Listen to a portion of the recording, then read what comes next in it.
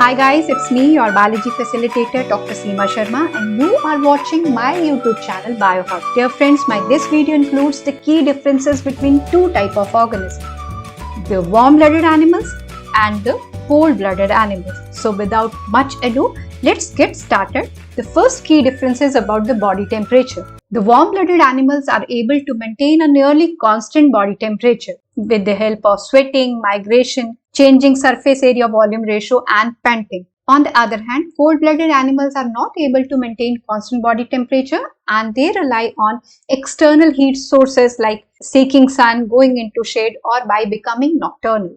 Warm-blooded animals are also called as endotherms or homeotherms, and the other terms for cold-blooded animals are ectotherms or poikilotherms. Second key difference is about metabolic rate. Metabolic rate of warm-blooded animals is high and relatively constant, not affected much by surrounding. On the other hand, metabolic rate of cold-blooded animals is variable and is largely influenced by the external environment. Third key difference is about the internal heat production. As the metabolic rate of warm-blooded animals is high, so they generate significant amount of internal heat, and that's why they do not require an external heat source. On the other hand, body heat production in cold-blooded animals is limited to basal metabolic rate. That's why they need heat from their surroundings or from the sun. Fourth key difference is about activity levels. Warm-blooded animals have relatively stable activity levels across temperature ranges. On the other hand, activity level of cold-blooded animals is variable and often less active in extreme temperatures. Next key difference is about habitat range. Warm-blooded animals have a wide range of habitat tolerance, right from extreme hot to cold temperature.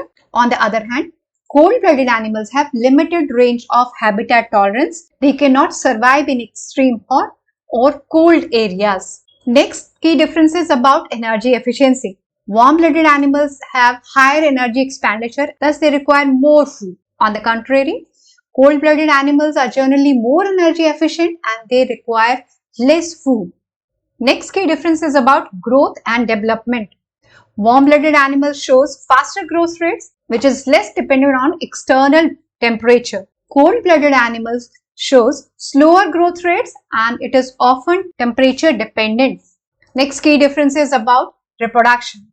In warm-blooded animals, fertilization is internal and more developed parental care is observed. In case of cold-blooded animals, fertilization is generally external and temperature-dependent egg development is also seen. Next key difference is about brain size. Warm-blooded animals have larger brains relative to body size, though this picture is a bit exaggeration of the point. And on the other hand, cold-blooded animals have smaller brains compared to body size. Next key difference is about behavioral complexity. Warm-blooded animals displays greater behavioral complexity and capacity for learning and adaptation.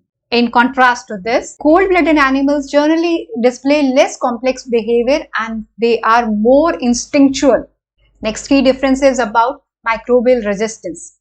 Warm-blooded animals have developed microbial resistance by a strong immune system. On the other hand, cold-blooded animals have developed microbial resistance by reducing the temperature of their bodies whenever they have infections.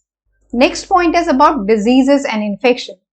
So these warm-blooded animals, they are more prone to infections and diseases due to their constant body temperature. On the other hand, cold-blooded animals are less prone to infections and diseases. Next key difference is about body fat. Warm-blooded animals should have sufficient amount of body fat as it helps them to maintain their body heat. In contrast to this, cold-blooded animals should have minimum body fat as it causes overheating of their bodies and in extreme cases even death. Next key difference is about organ systems. Majority of warm-blooded animals have complex and high functioning organ systems. On the other hand, in some of the cold-blooded animals do not have high functioning organ system. Next, and one more interesting key difference is about resting phases. Warm-blooded animals do not undergo estivation, though some do hibernate in winter. But many of the cold-blooded animals undergo estivation, that is summer sleep or hibernation. known as winter sleep. Coming to examples of cold-blooded and warm-blooded animals, all mammals including human beings